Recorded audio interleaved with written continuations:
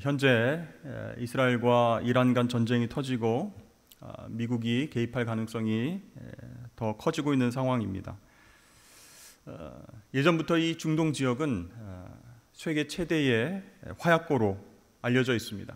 항상 전쟁 가능성이 높은 지역으로 알려져 있는 지역이죠. 왜 그럴까요? 이 중동 지역은 석유라고 하는 희소 자원이 생산되는 지역입니다. 그래서 그 이권을 노린 강대국들의 알력 다툼의 장소가 역사적으로 계속 이어져 왔다는 것이죠. 또 민족과 종교의 갈등이 전쟁의 원인이 되어 왔습니다. 상대 국가를 이 땅에 존재해서는 안 될 민족, 악의 축, 제거해야 될 대상, 이렇게 생각합니다. 거기에는요, 극단적인 종교 신념이 더해져서 전쟁을 하더라도 이것은 우리가 싸우는 것이 아니고 신이 주도하는 거룩한 전쟁이다, 성전이다, 이렇게 이야기하고 전쟁에 뛰어들고 있습니다. 최근 우리를 포함해서 전 세계인들은요, 미사일이 떨어지는 장면을 뉴스로 보면서 충격과 불안을 느끼게 됩니다. 이 전쟁의 포화로 죽어가는 무고한 시민들, 그들을 생각하면 화가 나고요, 분노와 함께 안타까운 마음을 금할 길이 없는 것이죠. 성경과 찬송에는요, 평강, 평안, 평화, 화평이란 말이 자주 등장하고 있습니다. 그것은 모두 히브리어 샬롬과 또 헬라어 에이레네, 그것을 우리말로 각각 다르게 번역한 것인데 모두 똑같은 뜻입니다. 세상에 있는 모든 사람들이 이 평화를 원하고 있습니다. 그런데 이 땅 가운데 진짜 평화가 존재하는 것이 맞는가 의심될 때가 많이 있어요. 그래서 찬송가 412장 4절 가사는 이렇게 우리에게 반문합니다. 이 땅 위에 험한 길 가는 동안 참된 평화가 어디 있나? 이 땅에서는 참된 평화를 찾을 수 없다라는 것이죠. 그러나 여기서 끝나지 않고 이 세상 어디에도 없는 그 평화가 위에서부터 내려온다라고 노래합니다. 평화 평화로다, 하늘 위에서 내려오네. 그 사랑의 물결이 영원토록 내 영혼을 덮으소서. 그렇습니다. 참된 샬롬, 진짜 평화는요, 세상으로부터 오는 것이 아닙니다. 힘으로부터 오는 것이 아닙니다. 오직 위로부터 하나님에게서 오는 것인 줄로 믿습니다. 그럼 위에 계신 하나님으로부터 오는 평화가 어떻게 우리 가운데 임하게 될까요? 우리 모두 다 예수를 친구 삼아 참 평화를 누리겠네. 예수님 때문에 위로부터 오는 하나님의 평강을 우리가 경험할 수 있다라는 것이에요. 여러분 한번 생각해 보십시오. 세상은요, 상대적이고 가변적이고 또 유한합니다. 언젠가는 무너지고 사라질 이 세상의 것으로부터 어떻게 영원하고 절대적인 평화가 나올 수 있겠습니까? 그러므로 참 평화는 언제나 위로부터 옵니다. 영원 불변하신 하나님으로부터만 오게 된다라는 것이죠. 그 하나님께서 우리를 사랑하여 주셔서 보내주신 독생자 예수님을 믿고 그분과 친구가 되어야만 참 평화를 얻을 수가 있습니다. 그래서 팍스 로마나 로마 제국에 의해 평화가 오는 것이 아닙니다. 팍스 이스라엘, 팍스 아메리카, 미국이 아닙니다. 오직 예수 그리스도를 믿고 그분의 통치하심으로 말미암아 우리가 친구 될 때 우리에게 진짜 평화, 샬롬이 주어지게 되는 것인 줄로 믿으시길 바랍니다. 베드로는요, 이 진리를 깨닫고 오늘 본문에서 이렇게 말합니다. 만유의 주 되신 예수 그리스도로 말미암아 화평의 복음을 전하사. 예수 그리스도는 참 평화가 없는 이 땅 가운데에 오셨습니다. 하나님으로부터 주어지는 절대적인 평화를 사람들에게 나눠주시기 위해서 이 땅에 오셨어요. 자, 인간의 죄는 거룩하신 하나님과 인간 사이를 가로막는 장벽입니다. 그 죄의 장벽으로 인해서 인간은 하나님으로부터 오는 절대적인 평화를, 샬롬을 상실하게 되었습니다. 그런데 예수님께서 이 땅에 오셔서 그 죄의 장벽을 허물어 버리시고 우리를 구원해 주셨습니다. 하나님과 우리 사이를 화목하게 하셨어요. 그러므로 오직 예수 그리스도를 통해서만 우리가 하나님의 절대적인 평안을 누리게 되는 것입니다. 그런데 여러분, 이 평안은요, 유대인뿐만 아니라 이방인들, 모든 세계 사람들이 차별 없이 경험할 수 있는 것입니다. 이것이 바로 화평의 복음입니다. 베드로는 이 진리를 어떻게 깨닫게 되었을까요? 베드로는 평생 유대인으로 살아왔던 사람이었습니다. 근데 유대인은요, 하나님이 선택하신 민족이다라고 하는 자부심과 더불어서 이방인들, 너희들은 구원받지 못하는 민족이야, 이런 차별의식이 깊이 내재해 있는 민족이에요. 그런 유대인 베드로의 생각과 편견의 장벽이 무너지게 된 계기가 있었습니다. 사도행전 8장을 보면 빌립 집사가 사마리아 성에 내려가서 복음을 전하고 표적과 기사를 그렇게 나타내 보입니다. 많은 사람들이요, 복음을 받아들이고 세례를 받고 성령의 역사를 경험하게 되었습니다. 그때 예루살렘에 있던 사도들이 그 소식을 듣고 베드로와 요한을 사마리아로 파송합니다. 자, 유대인이 사마리아 땅에 가는 그것조차 허용되지 않던 그 시절에 두 사도는요, 사마리아 땅에 가서 직접 성령의 역사를 보고 경험하게 되었습니다. 자, 사울이 회복되자마자 다메섹과 또 예루살렘에서 복음을 전했죠. 그렇지만 벽에 부딪히고 생명의 위협을 받습니다. 어쩔 수 없이 사울은 고향인 다소로 내려가서 10년 이상 훈련을 받게 됩니다. 이제 베드로의 사역이 본격적으로 조명되고 있다는 것이죠. 이 베드로는요, 예루살렘에만 머물지 않았습니다. 루따로 가서 중풍병으로 누워있는 애니아를 고쳐주었습니다. 그리고 요빠라고 하는 곳에 가서 죽은 여제자 도르가를 살려냈습니다. 놀라운 기적이었죠. 그 이후로 베드로는요, 요빠의 무두장이 시몬의 집에 유숙하게 되었습니다. 자, 여기에서 무두장이 집에 유대인 베드로가 머물렀다라고 하는 점이 특이한 점입니다. 전통적으로 유대인들은요, 가죽 제조공인 무두장이를 인간 이하로 취급했습니다. 왜 그랬을까요? 레위기 율법에 의하면 부정한 사람이었기 때문이에요. 무두장이는 죽은 짐승의 사체를 계속해서 만져야 되기 때문에 항상 부정한 상태가 되었던 것입니다. 직업상 매일매일 짐승의 사체를 다뤄야 됩니다. 가죽을 말리고 가공을 해야 됩니다. 그렇게 매일 매 순간 부정한 상태이기 때문에 유대인들이 무두장이와 함께 식사를 하거나 교제를 하거나 말을 나눈다면 그 부정이 자신에게 옮겨온다 생각해서 아예 상종을 하지 않았습니다. 그런데 신기하게도 놀랍게도 그런 무두장이가 만든 명품 가죽 벨트, 가죽 신발, 가방 제품은 너무너무 좋아했습니다. 이 무두장이는 인간 이하로 경멸하면서 그가 만든 가죽 제품은 사랑하고 아끼는 자기 모순, 이율배반의 모습을 보여준 것이 바로 유대인들이었습니다. 그런데요, 유대인이었던 베드로는 요빠의 많은 집들 중에서 무두장이 시몬의 집에 유숙했다는 것이에요. 어떻게 그럴 수 있었을까요? 그것은 무두장이에 대한 편견과 이중성, 그것을 베드로가 예수 그리스도 안에서 극복한 모습이 있었기 때문이다 라고 해석할 수 있습니다. 자, 그렇게 무두장이 시몬의 집에서 머물 때에 그 집 지붕 옥상에 올라가서 베드로가 기도를 하게 되었습니다. 그 기도할 때 환상을 보게 됩니다. 하늘이 열리면서 큰 보자기 같은 그릇이 내려오는데 그 그릇 안에 부정한 짐승들이 종류별로 담겨져 있는 거예요. 그때 소리가 들렸습니다. 베드로야, 베드로야, 일어나서 잡아먹어라. 깜짝 놀란 베드로는 주여, 그럴 수 없습니다. 속되고 깨끗하지 아니한 것을 제가 잡아먹을 수 없습니다. 이렇게 강렬하게 거부를 합니다. 그때 다시 이런 음성이 들려옵니다. 하나님께서 깨끗하게 하신 것을 네가 속되다 하지 말라.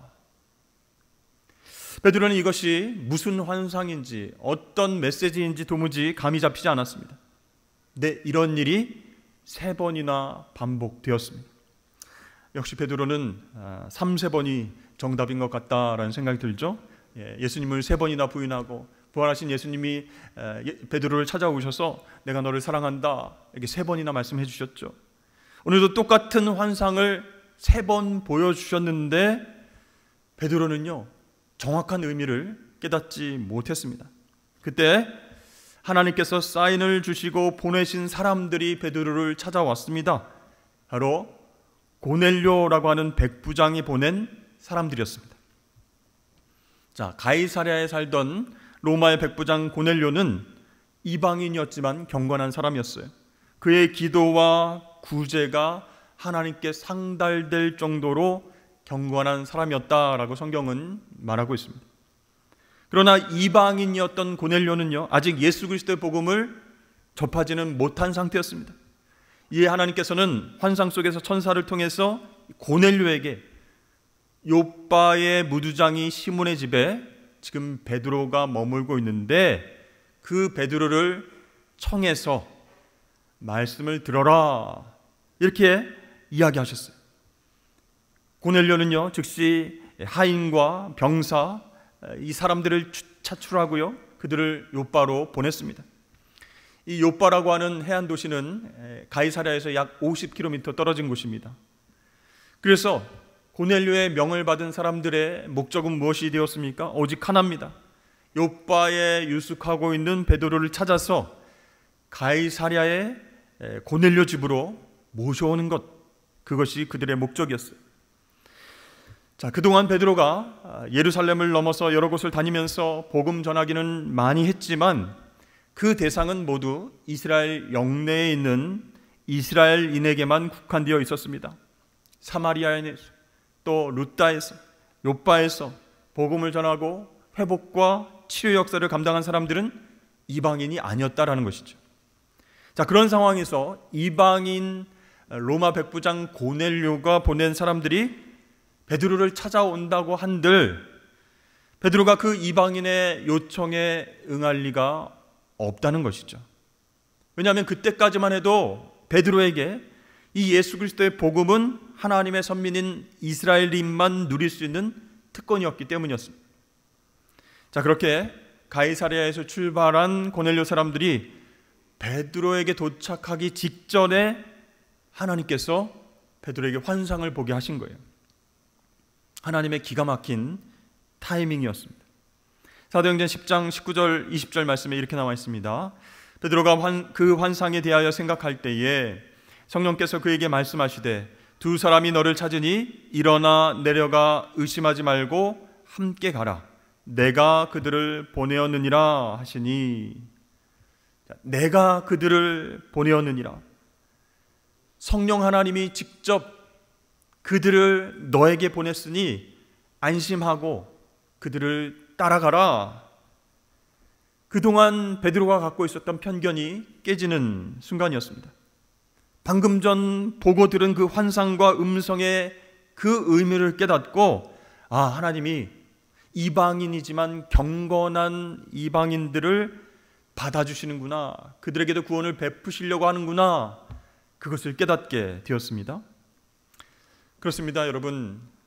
이방인은요 결코 경멸의 대상, 배척의 대상이 아니라 그리스도 안에서 함께 살아야 할 형제입니다. 자, 이렇게 베드로는 무두장이 집에 머물긴 했지만 이방인에 대한 편견은 깨뜨리지 못한 상태였어요. 그런데 그것이 깨지게 된 것은 베드로 개인적인 노력 때문이 아니었습니다. 여기에서 우리는 하나의 사실을 발견할 수 있게 되는데요, 인간의 편견은 저절로 극복되거나 스스로 해소되지 않는다라는 사실이에요. 자, 지금 전쟁 상황을 생각해 보십시오. 현재 이스라엘 사람들과 팔레스타인 사람들, 이란 사람들, 그 모든 사람들 긴 역사 속에서 아직도 서로를 형제로 인정하지 않고 싸우고 있습니다. 서로를 청소해야 할 대상, 악한 민족, 뿌리 깊게 내면화되어 있습니다. 여러분, 거기에 진정한 평화가 임할 수 있겠습니까? 그럼 이러한 인간의 편견과 생각들이 어떻게 깨질 수 있겠습니까? 오직 인간을 창조하신 하나님의 말씀과 성령의 역사 속에서만 가능하다는 것이, 그 사람들이 예수 그리스도의 복음을 받아들일 때 화평의 복음의 능력을 경험하게 되는 줄로 믿습니다. 저와 여러분들도 마찬가지예요. 많은 사람들과 관계를 맺고 살아갑니다. 거기에는요, 믿지 않는 그런 사람들과도 함께 살아가게 된다는 것이, 우리 역시 편견과 선입견으로 그들을 바라보며 살 때가 있습니다. 저 사람은 구원받지 못할 거야. 너무나 깊은 불교신자이기 때문에, 무신론자이기 때문에 복음을 전해도 안 될 거야. 이런 편견, 내 힘으로는 깰 수 없다라는 것이, 그것을 깨트릴 힘이 여러분 우리 안에 없음을 먼저 인정해야 됩니다. 오직 무엇을 통해서? 하나님의 말씀과 성령의 역사하심을 통해서 그 모든 선입견, 생각의 뿌리가 깨질 수 있다라는 것을 믿고 그 믿음 안에서 관계를 맺어가시기를 주의 이름으로 축복합니다.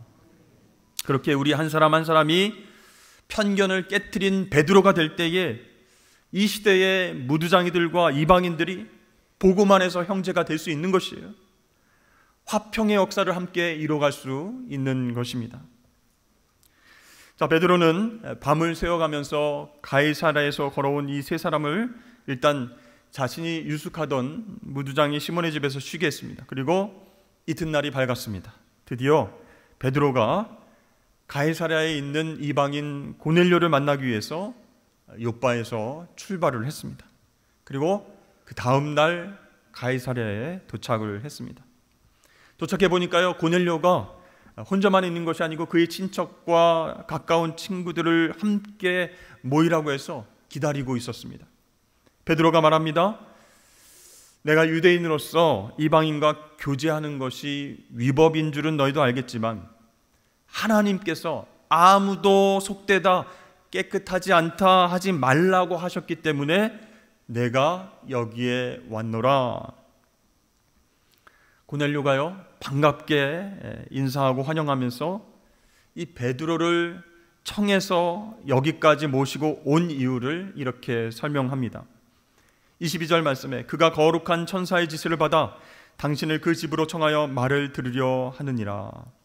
33절에 이제 우리는 주께서 당신에게 명하신 모든 것을 듣고자 하여 다 하나님 앞에 있나이다. 자, 고넬료가 그 먼 50km 떨어진 욥바에서부터 베드로를 청하게 된 이유는 무엇인가요? 말을 듣기 위함이었다라는 것이에요. 그런데 22절에 우리말 말로 번역된 헬라어 단어는 레마의 복수형인 레마타입니다. 여러분, 레마 들어보셨습니까? 레마는 사람의 말이 아니라 살아 역사하시는 하나님의 말씀을 뜻하는 단어예요. 누구든지 하나님의 말씀을 듣고 그 말씀이 자신의 삶 속에서 살아 역사하는 레마가 될 때 비로소 그때부터 변화가 시작이 되는 것입니다. 지난주 새생명 기쁨 축제에 초대받아서 오신 분들이 식사를 하시고 저하고 따로 사진을 찍었습니다. 그때 저하고 이제 반갑게 인사를 하시면서 이렇게 말씀들을 많이 하셨어요. 목사님 좋은 말씀 잘 들었습니다. 근데 조금 아쉬웠어요. 제 설교가 저의 말이 아니라 하나님의 말씀이 될 때에 그분들이 영원히 변화로 나아갈 수 있기 때문입니다. 근데 처음부터 첫 술부터 배부를 수는 없죠. 그래서 환영하고 반갑습니다 인사하고 그렇게 좋은 추억을 만들어 드렸습니다. 우리 교회에 방문하신 분들의 그 마음을 성령께서 붙잡아 주셔서 그 삶 가운데 살아가는 레마, 하나님의 말씀을 듣게 되기를 원합니다. 자, 고넬료는요, 베드로의 인간적인 말이 아니라 살아계신 하나님 말씀 레마를 듣기를 원했습니다. 그래서 어떻게 얘기했어요? 우리가 하나님 앞에 서 있습니다. 그 말씀 듣기 위해서 하나님 앞에 서 있습니다. 이렇게 베드로에게 얘기한 거예요. 귀로만 듣겠다는 뜻이 아닙니다. 자신의 삶 속에서 살아 역사하시는 하나님의 말씀으로 듣겠다라고 하는 믿음의 태도로 베드로를 맞이했습니다. 이제 베드로가 고넬료와 그의 친척과 친구들 앞에서 설교하기 시작했습니다.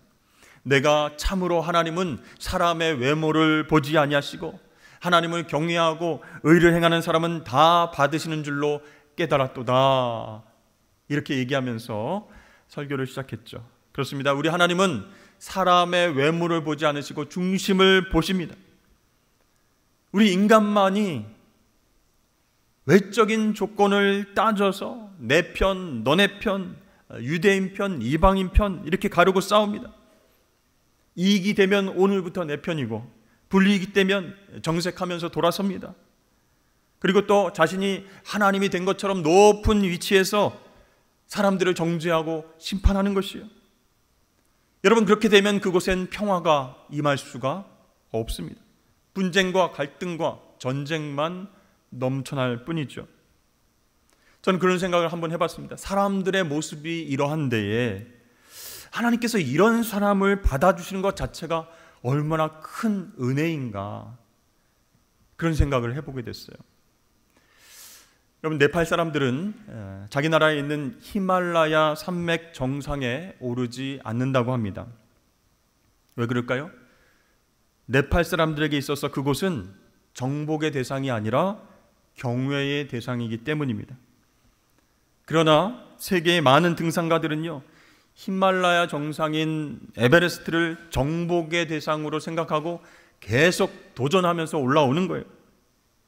그런데 여러분, 그 도전에 성공하든 실패하든 상관없이 그들은 우리에게 똑같은 메시지를 전해주고 있습니다. 무엇일까요? 해발 8,800m의 이 히말라야 정상에서는 절대로 사람이 살 수 없다. 그 사실을 우리에게 알려주고 있어요. 네. 올라가서 깃발을 꺾고 성공했어도 빨리 내려와야지 살 수 있습니다. 그러니까 사람이 살아야 할 곳은 히말라야 정상이 아니라 우리가 두 발을 딛고 있는 이 낮은 땅이다라는 것을 우리는 깨달아야 되는 거예요. 그런데 혹시 우리는 높이 계신 하나님의 자리에 머물면서 교만하게 사람들을 내려다보면서 그 사람들을 정죄하고 내 편, 네 편 가르고 심판하고 있지는 않습니까? 우리가 있어야 할 자리는 어디예요? 피조물의 자리, 이 땅이에요.